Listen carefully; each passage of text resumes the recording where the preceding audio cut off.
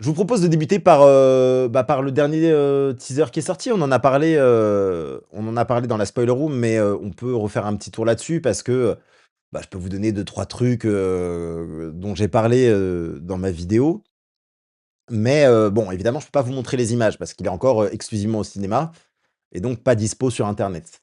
On peut peut-être se faire, allez, je peux peut-être trouver, des éléments leakés. Allez, allons-y.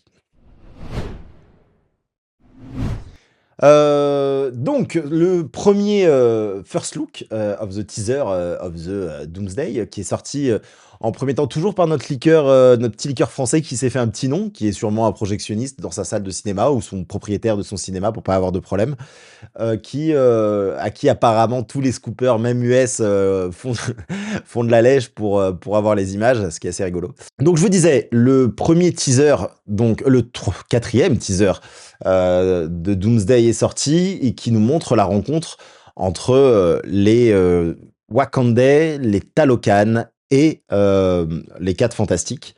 Bon, comme d'habitude, il nous montre une, on va dire une ambiance, il nous montre où sont certains personnages, il nous fait parler un des personnages, enfin il y a juste celui de Captain où il avait pas parlé. Attention, personne ne rencontre les Talokan.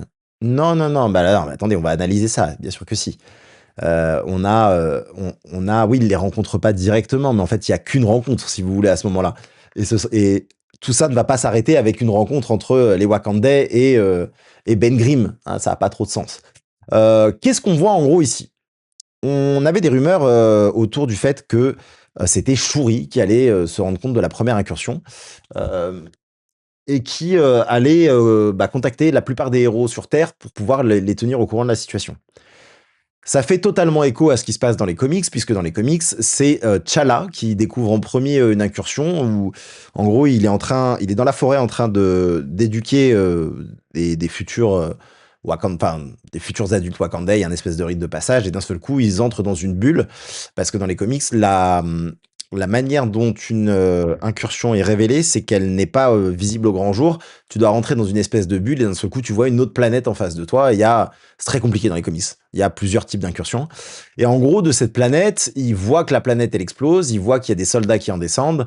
Et c'est là que tout commence, puisque en gros, il bute les autres soldats, il capture une Black Swan, et tout part de là. À ce moment-là, dans les comics, T'Challa n'est plus le roi du Wakanda. Il est, euh, il est Black Panther, en gros. C'est Shuri, qui elle aussi est Black Panther, qui est la reine du Wakanda. Et lui, il a décidé. Alors, je sais plus exactement comment ça se fait, je me rappelle plus. Mais en gros, il se retrouve roi de la nécropole, qui est en gros le lieu où sont enterrés les rois morts du Wakanda et le lieu où la relation à Bast, la déesse, est la plus forte. Et donc, je pense que c'est un peu ce qui se passe ici. En gros, une fois qu'il a découvert ça, il convoque les Illuminati, qui s'étaient convoqués, je crois qu'une fois avant, c'était pour virer Hulk de la planète, qu'ils avaient pris cette décision, parce que Hulk faisait beaucoup trop de bordel, et ce qui a créé World War Hulk, etc. Et donc là, ils se réunissent, et T'Challa leur présente la situation, et on a Reed Richards, qui est au courant du multivers, qui nous explique ce qu'est une incursion, et qu'est-ce qui est en train de se passer. Et de là commence le Runtime Runs Out qui nous donne un compte à rebours de 12 mois jusqu'à la fin du multivers, en gros. Donc on a M'Baku qui est roi du Wakanda, qui l'annonce lui-même. On avait compris que à la fin de Black Panther Wakanda Forever, il arrive en gros au duel, mais il n'y a personne en face de lui parce que Shuri, elle a décidé de déserter le poste, même si le poste lui revenait. Puis de toute façon, Shuri versus M'Baku, vaut mieux fuir. Donc désormais, c'est lui, le roi du Wakanda, et elle est probablement relayée à un autre poste, justement dans la nécropole. Et je pense que bon, là, il nous le montre pas, c'est dommage, mais je vais pas vous montrer d'autres images. Faut voir, peut-être que j'ai autre chose. Est-ce que dans ce que j'ai enregistré, j'ai d'autres images? Non. Et là, non plus. Donc je vais pas aller plus loin que ces images-là, mais si vous avez vu le teaser, en gros, que ce soit au cinéma ou ailleurs, vous savez qu'ici, là, dans cette zone, il y a, un espèce de temple, une pyramide, et évidemment que nous, on se dit tous que, le Namor du MCU est un Namor tiré des Mayas. On peut se dire que c'est une pyramide qui ressemble à une pyramide Maya. Malgré tout, on comprend quand même que dans ce teaser, on est, relativement au même endroit, c'est-à-dire dans un désert. Pour, revenir à tout ça, la nécropole se trouve aussi dans un lieu un peu désertique. Elle a un peu plus loin que la capitale du Wakanda et le T'Challa d'ailleurs des comics à ce moment-là, il est décrété par Bast elle-même, donc la déesse, comme le roi des morts. En gros, il a accès c'est le roi de tous les anciens rois. Il a un accès privilégié, il est vraiment considéré comme, presque un haut prêtre, de sa religion et je pense que même si on va pas rentrer dans autant de détails, il y a un truc quand même. Je pense qu'on va pas être très loin de cet élément-là, je pense dans Doomsday, avec une Shuri qui dit qu'elle a tout perdu et que le rôle d'un roi est d'emmener les siens, à l'au-delà, les préparer, à l'au-delà. Donc il y a quand même ce truc-là où je pense qu'elle est déjà dans une optique un peu, religieuse et je trouverais ça hyper intéressant. Je trouve que la mettre, elle, dans une position où, heu, elle n'est plus juste une guerrière et du coup tout le monde la compare à T'Challa, évidemment. C'est-à-dire le roi guerrier, courageux et tout, et qu'on la mette plutôt dans une posture un peu guerrière, onirique, un peu guerrière religieuse. C'est un peu comme, dans Dune finalement, tu vois? Dans Dune, le rôle joué par Timothée Chalamet, c'est un peu ça, c'est pas un guerrier brut, c'est plutôt bon lui c'est un gourou, mais elle sera pas forcément dans cette posture. Mais du coup, voilà, je pense elle les emmène un peu dans son QG, c'est-à-dire qu'en tant que vu qu'elle n'est plus dans la famille royale, du Wakanda, il y a de grandes chances que tout son labo ait été déplacé ailleurs et je pense qu'elle a fait de ce lieu son QG étant donné que toute sa famille et tous ceux qu'elle connaît sont morts. Donc quel meilleur lieu pour quelqu'un qui a, on l'a vu, du mal quand même à faire son deuil, elle a eu beaucoup, beaucoup de mal à faire son deuil avec T'Challa. Il y a peu de chances que, elle ait beaucoup évolué là-dessus, donc je pense qu'elle sera auprès de ses morts, voilà. Je vois que dans les commentaires, il y a déjà beaucoup de gens qui disent: «Le néant, le néant». Hem, Moi j'y crois pas. Je crois pas du tout que ce soit le néant. Il y a pas de raison que tout ce monde se retrouve dans le néant. On est pour moi au tout premier tiers du film là, tout premier. C'est-à-dire que, on a des personnages qui se rencontrent, qui se réunissent. Il y a aucune raison qu'ils se réunissent dans le néant. On n'est pas on n'est pas déjà dans Secret Wars. Donc, où est-ce qu'on pourrait être? Dans le Wakanda, on a, ces éléments-là, là, j'ai fait beaucoup de recherches sur les éléments qui se trouvent ici. Alors c'est que du fictif, hein, ça appartient à aucune civilisation. Par contre, voilà, ça reprend beaucoup d'éléments, notamment liés à l'Afrique de l'Est, à l'Afrique de l'Ouest. Le Wakanda se trouve un peu à l'Est, si je dis pas de bêtises, normalement. Et donc oui, on a, les Talokan qui se retrouvent ici. Alors, on a l'impression que le truc derrière Namor, c'est un trône. Je ne pense pas. Je pense, parce que c'est pas du tout lié, à la culture maya, ce qu'il y a sur les trucs. Donc je pense que c'est plutôt ils arrivent, au point de rendez-vous ici et que le problème, c'est qu'ils ont l'habitude de s'orienter dans les mers et cetera. Mais je pense que, le Wakanda se méfie encore de Talokan et que le point de rendez-vous est quand même assez réfléchi. C'est-à-dire que quand on voit la tête, de Namora et de Namor qui regardent un peu dans les airs, genre en mode, «OK, donc là, en gros, s'ils nous attaquent, bah, on est mort». Je trouve que c'est assez, intéressant. C'est assez intéressant d'avoir pris ce choix en disant, OK, on veut bien, vous faire confiance, mais pas trop non plus. Autre élément, je sais pas si vous avez vu ma vidéo courte, mais pour moi qui j'ai vu personne en parler, c'est que j'ai trouvé les armures, du Wakanda quand même assez intéressantes. Premièrement, on a M'Baku qui lui, n'est pas devenu un Black Panther, parce qu'il a pas du tout une tenue de Black Panther. Il est resté sur son armure en bois, quand bien même elle s'est fait exploser par Namor, mais on sent qu'elle a été upgradée quand même. Et en fait, l'upgrade qui a été fait, bah, c'est du vibranium, mais pas le vibranium des Wakandais, parce que le vibranium des Wakandais, il est violet. Tout ce qui pousse est violet, on l'a vu jusqu'ici, bon après ils arrivent à l'adapter en noir, machin et cetera, mais cette couleur, elle est très spécifique, c'est parce que c'est clairement la couleur, bah, de Talokan. Tout le long, tous les bijoux sont comme ça. La le la potion qu'ils boivent au tout début de l'histoire des Talokan, le chaman là qui va récupérer la plante, elle est bleu turquoise. Il fait boire à son peuple une bouillie bleu turquoise comme, celle qui est bue avant de devenir Black Panther est violette. Et donc, c'est un véritable indice sur l'état d'alliance en tout cas entre les 2 peuples, puisqu'on comprend que, bah, si vous voulez, Talokan a attaqué le Wakanda. Aujourd'hui, c'est plus Shuri mais M'Baku le roi et je pense qu'il y a eu un espèce de truc de dire: «OK, si on crée une collaboration, on se fait confiance, vous nous fournissez du vibranium, on vous fournit de no de notre vibranium» et donc je pense que, aujourd'hui l'armure de M'Baku elle est, imprégnée de vibranium, Talokan et ce qui est intéressant et aussi celle de Black Panther d'ailleurs, celle de Shuri, on voit ici qu'il y a des éléments également qui sont incrustés dans l'armure, en plus du doré et du noir qui était, la couleur qu'elle avait, dans Wakanda Forever et du coup, il y a de grandes chances que et ce que je trouve intéressant, c'est que ça fait vraiment évoluer, pour le coup, Black Panther qui, bah, a de nouvelles compétences probablement et je trouve ça assez cool. Ici, c'était des images d'un Battle World et le vaisseau sur le radeau de sauvetage. Je pense pas. Voilà, si vous voulez mon avis, je pense pas. Je pense qu'il ne nous montre pas la fin du film à aucun moment là, mais plutôt le début. Parce que encore une fois, je pense réellement que c'est Shuri qui va réunir tout le monde, comme dans les comics. Je pense, ouais, je pense pas que ce soit le Battle World.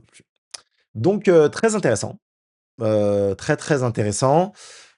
Et j'aimerais vous montrer autre chose. Je voulais partager un petit peu en story hier. Bon, c'est dommage parce que je vous parle un peu de ma vidéo là, mais bon, c'est pas très grave. Je voulais vous partager un élément que je trouve très, très intéressant, puisqu'ici on voit qu'en gros on a Namor, on a l'actrice de Namora, on a l'acteur de M'Baku, l'acteur de Shuri et on a Ben Grimm. OK. Et l'année dernière quand, on avait le tournage de, Doomsday, on sait qu'en gros les frères Russo, ils se sont divisés. Il y en avait qui tournaient certaines scènes, d'autres scènes avec d'autres acteurs et il y avait un tournage qui se faisait, à Bahreïn. C'est-à-dire qu'en gros, on a toute une équipe du tournage, qui est allée à Bahreïn et qui a participé à plein d'événements, pour la promotion du pays. C'est des trucs qui se font, ils te donnent de la thune, tu viens tourner chez eux, tu fais la promotion du pays, c'est cool, tout le monde est content et bah, sûrement ils avaient besoin de ce, décor désertique qui a dû être tourné à Bahreïn, probablement. Et donc dans ces images assez intéressantes, donc là c'est les images juste du repas, mais on a aussi d'autres images qui sont très cool. On peut repérer différents personnages, donc on a Sam, on a M'Baku, on a Falcon, ici, on a, alors attends, non, que je dise pas de bêtises. On a donc Shang-Chi, on a Shuri, on a Ghost, on a bien donc Namor et Namora qui sont là, avec Joe Russo, si je dis pas de bêtises. Ouais, il me semble que c'est Joe Russo, ça. Et on a d'autres images là que j'ai pas ici, mais où on voit également, l'acteur de, vous savez le gros costaud là de Talokan, j'ai oublié son nom. Mais en gros, le gros guerrier de Talokan qui est également sur place, et je crois que c'est tout. Donc probablement, ce sont tous des personnes qu'on va retrouver, bah, dans cette scène. Il y a pas les 4 Fantastiques ici, mais il y a de grandes chances que ce soit vraiment le QG d'opération, de tout. Et on le sait, c'est pas du tout dans la base du Wakanda, enfin dans la capitale puisque, bah, M'Baku est arrivé avec un vaisseau, bon même si, en fait, on les a très souvent vus se balader même au sein de la capitale avec les vaisseaux, les différents vaisseaux. Voilà, ça c'est mon analyse du teaser et c'est pour ça que quand j'en discutais avec les copains, ils disaient: «Ah, il y a pas grand chose à se mettre sous la dent». Pour moi, si, de ouf. Atuma, voilà, Atuma. Là, on sent les joueurs de Marvel Snap parce que c'est pas facile à retenir ce truc-là. Donc voilà. Il y avait pas la chose sur les photos, bien sûr, mais après, tu sais, il y a des scènes qui peuvent être enfin, c'est un CGI, tu vois? Genre, en vrai, si le gars était pas dispo, ils mettent un autre Gus, qui est là, qui tend la main et la scène est reproduite sur fond vert, hein. Il y a pas de après, on a eu aussi, des news qui nous parlent du fait que, Namor passerait, pas mal de temps dans le désert avec, Sue Storm et je pense que ça peut être aussi, des éléments qui ont été tournés là-bas. Baku mode Gotrunk Wakandai, grave. Il y a intéressant aussi, c'est que personnellement, moi, je théorise sur le fait que Baku n'est pas resté, un simple humain. J'ai beaucoup de mal à y croire. Alors, sa religion lui interdit d'être un Black Panther, évidemment, puisque, sa tribu ont une religion différente du reste du Wakanda, avec, le dieu singe. Mais je le vois bien justement avoir poussé la collaboration au bout en, ayant demandé une herbe de Talokan et en ayant fait son propre, rituel où maintenant, bah, il est, parce que vous savez, dans les comics, c'est l'homme singe. Enfin, Ape Man, c'est l'homme primate, si vous voulez, mais c'est l'homme singe. Avec une force, surhumaine et cetera et je le vois bien avoir évolué là-dessus ou pas, faut voir. Je pense que déjà s'il a accepté d'intégrer ces éléments-là à son armure, en la rendant beaucoup plus efficace qu'un simple bout de bois, il peut accepter d'évoluer lui aussi. Maintenant, il y a un vrai truc chez M'Baku, c'est qu'il même s'il adore Shuri, il déteste la technologie et on voit que Shuri, elle a vraiment encore une fois une armure, très technologique on voit à un moment donné la texture, on sent vraiment qu'on est sur, voilà, du vibranium, en mode, nanotechnologie, alors que M'Baku, lui, il est vraiment sur un truc, rigide, quoi. À voir, à voir, à voir. Namor et Sue, il y aura plus qu'une amitié. Alors peut-être pas dans ce film, peut-être pas dans ce film. Moi, je pense que, Namor va flirter. Je pense que ça va se faire sourire Sue, mais dans l'idée, Franklin n'est pas là, il y a il y a la fin du monde. Ils ont quitté leur univers. Bon, ça m'étonnerait qu'ils vont nous caler, d'un coup, Sue Storm qui trompe son mari, tu vois? Je pense que dans les prochains films en fait, pourquoi Sue va voir, Namor? Parce que déjà elle a un lien avec eux, et cetera, mais parce que Reed est complètement taré, en fait et qu'à un moment donné, elle lui dit: «Bon, c'est bon, j'en ai marre. Je m'en vais». Et ça arrivera dans les prochains films 4 Fantastiques. Il y en aura sûrement 2 ou 3 et il y a un moment donné, dans le 2, souvent, dans le 2e film, tu as souvent les crises existentielles des trilogies et il est possible que ça se joue à ce moment-là, mais qu'ils nous mettent déjà quelques indices, ça c'est sûr. J'ai besoin d'un rappel les amis, Ant-Man, il est pas dans un autre univers à la fin de son film? Alors non, c'était un truc qui avait été suggéré, mais on n'a jamais eu de réponse là-dessus. C'est pas cool pour Namora ni pour Reed. Namora n'est pas sa meuf, hein. Attention, hein. C'est sa cousine. Enfin, en tout cas, dans les comics, c'est sa cousine. Là, ça a jamais été spécifié, quoi que ce soit. Mais ça veut dire qu'on aura quasiment tout le monde là-bas, même les Avengers, New Avengers. Bah ouais, je pense. Alors, je pense pas qu'on aura tout le monde. Vous vous rappelez, il y a un truc qui se passe dans la post-crédit des Thunderbolts. Il nous parle du fait que les Avengers, les vrais, sont, dans une crise spatiale et eux découvrent qu'il y a le vaisseau des 4 Fantastiques qui arrive sur Terre. Donc, il se peut que de toute façon, ils peuvent pas mettre tous les personnages au même endroit. Il se peut qu'on ait 2 représentants de chaque équipe. Là, on a vu qu'on avait, Shang-Chi, Captain et Falcon qui sont là, pas forcément les autres. On a vu qu'il y avait Ghost, peut-être qu'il y aura d'autres membres des Thunderbolts qui seront là. Je pense qu'il y aura soit Bucky, soit Yelena évidemment. Les 4 Fantastiques, bah, peut-être qu'il y aura Ben et bah, là, je pense qu'ils seront tous là parce qu'ils viennent quand même d'un autre univers et que je pense que c'est assez intéressant de les entendre. Possiblement, il y aura Doom, je sais pas. Peut-être qu'il y aura Doom. On sait qu'il y avait eu des images, quand on va aller sur le Instagram de RDJ, si on revient un peu en arrière, je sais plus si c'était lui qui avait posté cette photo, mais je crois que oui. On avait cette photo-là, il y a des gens qui me demandaient si Ant-Man était là. Oui, il y a sa tête ici, hein. Je sais même plus s'il a annoncé, mais si, je crois qu'il est dans les Avengers.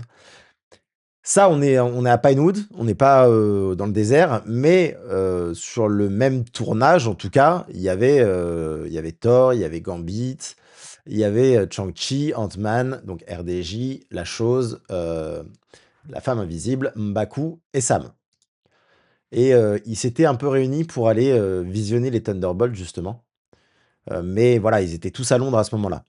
Autre info, assez intéressante, c'est que, on ne devrait, plus avoir de teaser au cinéma. En gros, pour citer que lui, il m'en voudra pas, mais j'ai des copains qui sont, dans des cinémas et notamment, Jordan Universe, qui, bosse dans un cinéma et qui savaient depuis le début qu'il y aurait, 4 teasers parce qu'ils avaient reçu un mail directement de Disney qui, leur disait qu'il y aurait 4 teasers et là, il y a plus vraiment d'infos, concernant d'autres teasers. Donc la question c'est: est-ce qu'on s'arrête là? Ou est-ce qu'il y en aura d'autres, mais cette fois qui seront que sur le digital? Au début, on avait un peu peur parce qu'on se disait cette stratégie des teasers, au cinéma, ça marche pas, ça va forcément le fuiter. Évidemment que ça a fuité et même je pense qu'il y a pas mal de fuites qui ont été, si c'est pas coordonné, au moins acceptées par Disney et je pense que, bah, cette stratégie, c'est bon, on en a marre, d'autant plus que bon, tout le monde ne jouait pas le jeu et qu'on a lancé la hype, c'est ce qui était le plus important, je pense. Malgré tout, si on fait le résumé, on a donc le premier c'était Captain, OK, il fallait faire une grande annonce. C'était le seul personnage, enfin le seul, un des seuls principaux qui n'était pas annoncé, justement dans les chaises, les castings des chaises. Ensuite, on a eu Thor, qui est, un des deuxièmes piliers, donc on s'est tous dit: «Bah, le troisième ce sera Doom», parce qu'on pensait qu'il y en avait que 3 plus un trailer. Au final, pas de Doom. Le troisième teaser, c'est les X-Men qui, comme vous l'avez dit, je pense que c'est un des premiers qui vous a fait le plus kiffer, les X-Men. Moi aussi, hein, il y a ce truc de fou. Hem et on a ce quatrième teaser donc qui est centré sur, bah, des personnages un peu plus «OSEF» entre guillemets. C'est-à-dire que le Black Panther de Shuri, un peu OSEF, les 4 Fantastiques, un peu OSEF, Namor, un peu OSEF. Alors je dis ça avec beaucoup de recul, enfin avec, non pas beaucoup de recul, je j'ai pas le terme, mais dans l'idée, moi ce teaser il me fait kiffer de dingue. Quand je l'ai vu, j'ai eu des frissons, j'étais comme un dingue. Namor, il a l'air enfin, il y a un truc que les frères Russo réussissent très bien, c'est gérer des castings chorales et donner une importance réelle à tous ces personnages-là. Et concrètement,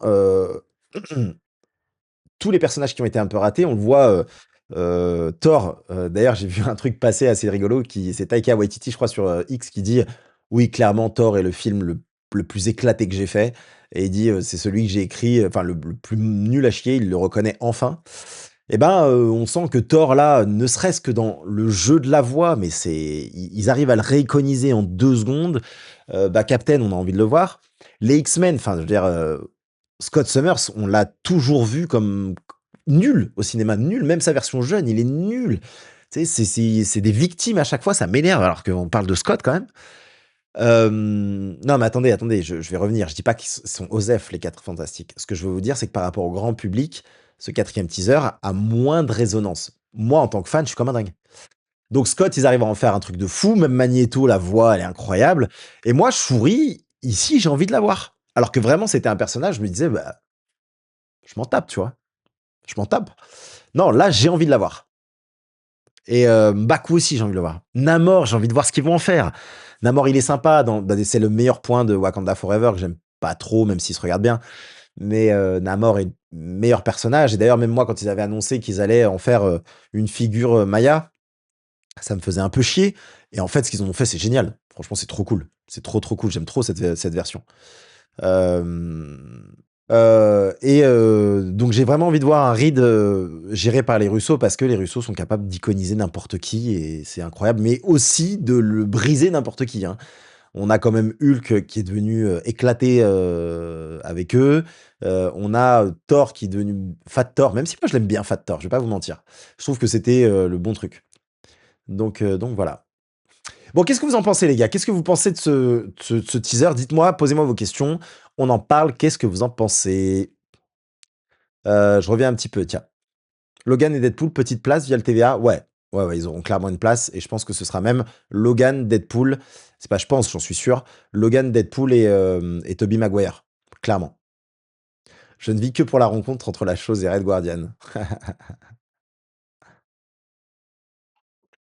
Mais du coup, comment ils vont introduire Damson Idris vu qu'il devait être dans les 2 prochains Avengers? Alors on ne sait pas s'il sera dans les 2 prochains Avengers. Ce qu'on sait, c'est qu'il y a de 90 de chances que ce soit le prochain, Black Panther.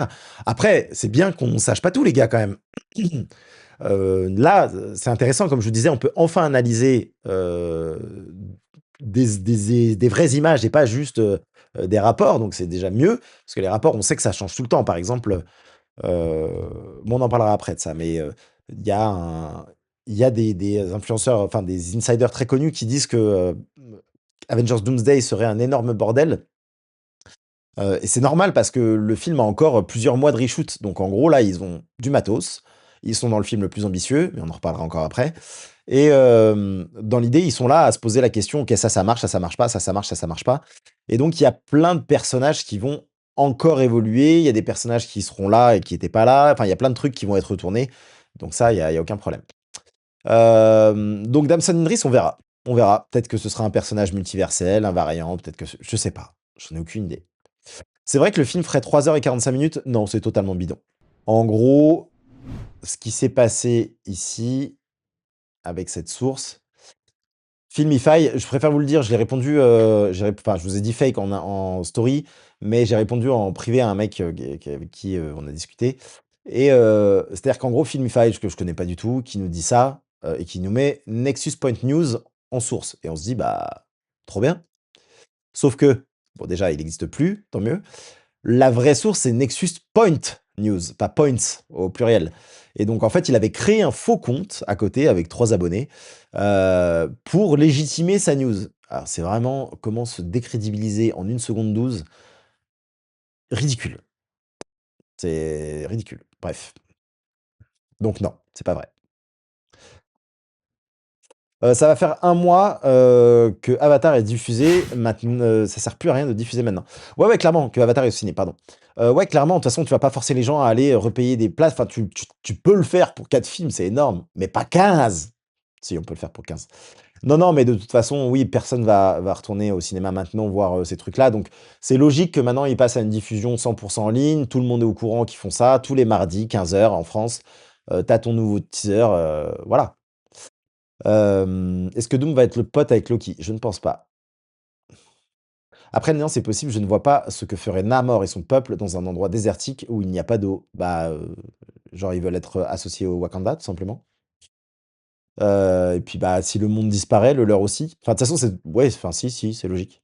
Un teaser chaque semaine jusqu'au Super Bowl, c'est une bonne strat marketing. Ça fait parler pendant des semaines sur les réseaux. C'est ma théorie, je la garde toujours. Qu'est-ce qu'on a? C'est le seul teaser qui ne joue pas sur la nostalgie et qui montre les persos post-endgame interagir. Bah ouais, carrément, carrément. Et pour le truc de 3 h 45, de toute façon, c'est pas possible parce que c'est un manque à gagner pour tout le monde. Le studio, les cinémas, si tu fais un film de 3 h 45 qui coûte le même prix qu'un film d'1 h 25, bah, tu cales 3 1 h 25 dans 3 h 45. Donc en fait, tu vends 3 places au lieu d'1. C'est mathématique. Hem, mmh, mmh, mmh, mmh, mmh. Tu penses qu'ils vont oser le 4e mur avec Deadpool autant? Non, pas autant, c'est sûr. Ils le feront, mais pas autant, c'est sûr.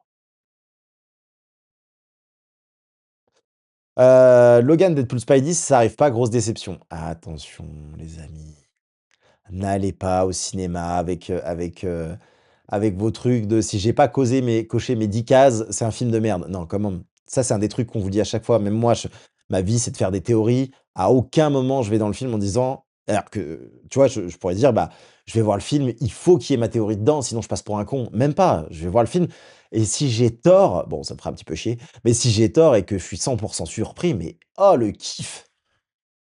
Même si en sortant de Thunderbolt, je vais pas vous mentir, j'étais un peu content quand même. Donc voilà. On a beaucoup d'acteurs aussi, ouais, là je vois de nouvelles scènes, du film avec reshoot ce début d'année, avec la Scarlet Witch, c'est sûr. Il y a beaucoup de personnages qui n'ont même pas été encore, introduits, des acteurs qui sont prévus pour les reshoots. C'est-à-dire qu'en gros, je pense qu'ils ont voulu faire le gros du film d'une certaine manière et ils savent qu'il y a des scènes précises qu'ils veulent faire avec certains acteurs.